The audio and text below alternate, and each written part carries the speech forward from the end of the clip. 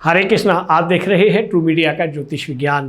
Feng shui एक चीनी वास्तुशास्त्र है जिसका शाब्दिक अर्थ वास्तुकला का विज्ञान है।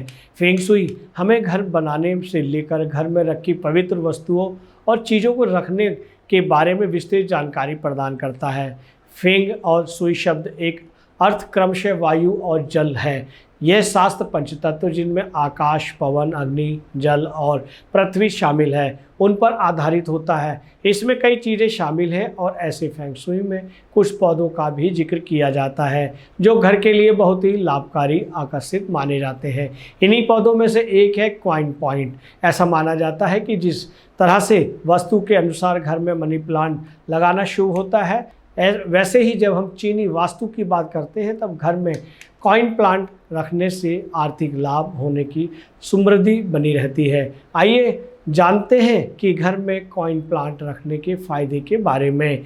इस प्लांट की पत्तियां सिक्के के आकार की होती हैं, इसी तरह से इसे कॉइन पॉइंट कहा जाता है। या आमतौर पर ये पौधा दो प्रकार का होता है, इसमें एक प्रकार असली और दूसरा नकली होता है। आप इनमें से असली कॉइन प्लांट घर में रख सकते हैं जिससे आपके घर या ऑफिस में समृद्धि बनी रहती है। वास्तु की माने तो इस खूबसूरत पौधे को घर और ऑफिस दोनों जगह सही दिशा में रखना चाहिए।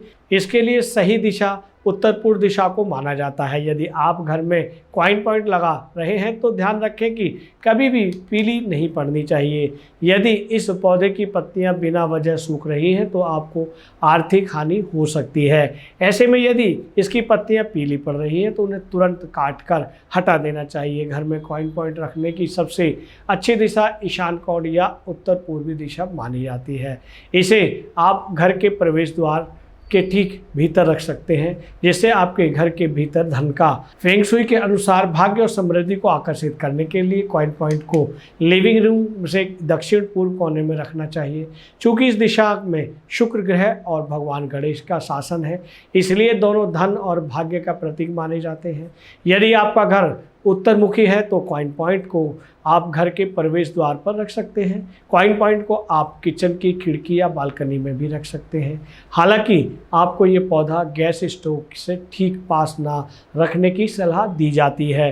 घर के कोने हमेशा चिंता और नकारात्मकता के स्रोत होते हैं, इसलिए यदि आप किसी भी नकारात्मक ऊर्जा को दूर करना चाहते हैं तो घर के कोने में इस पौधे को लगा सकते हैं जिससे घर के लोगों के बीच तनाव कम होता है। दोस्तों, आपने देखा कि फेंग शुई के अनुसार बनाए गए वास्तुशास्त्र के लाभ क्या हैं। ये जानकारी आपको कैसी लगी, हमें आपके भावपूर्ण कमेंट्स की आवश्यकता है।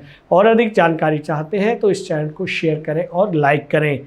हरे कृष्णा। ये वीडियो YouTube पर देख रहे हैं तो हमारे चैनल को सब्सक्राइब करें और बेल आइकन को दबाना ना भूलें। अगर आप Facebook पर ये वीडियो देख रहे हैं तो हमारे पेज को लाइक करें।